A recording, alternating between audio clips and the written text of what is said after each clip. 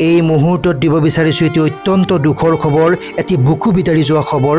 অসমৰ জনপ্ৰিয় কণ্ঠশিল্পী গায়ত্ৰী হাজৰিকা আৰু নাই।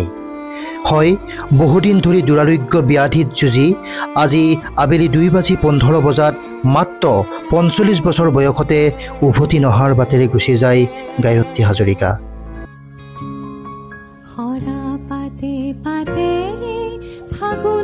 অসমৰ বহু জনপ্ৰিয় গীতত তেখেতে কণ্ঠ নিগৰাইছিল, যেনে সৰা পাতে পাতে ফাগুন নামে, ৰাতি ৰাতি মোৰ সোণ, অহাৰ দৰেই উভতি আঁতৰি গলা ইত্যাদি গীতৰ জৰিয়তে অসমীয়া শ্ৰোতাৰ হৃদয়ত ঘৰ সাজিছিল কণ্ঠশিল্পী গায়ত্ৰী হাজৰিকাই।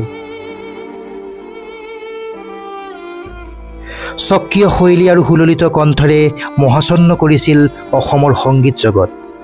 কম সময়তে সংগীতৰ যুগমীয়া ঐতিহ্যক ৰুচিশীলতাৰ নতুন দিশেৰে আগুৱাই নিছিল তেখেতে। তেখেতৰ অকাল বিয়োগ অসমৰ সাংস্কৃতিক জগতৰ বাবে এক বৃহৎ ক্ষতি।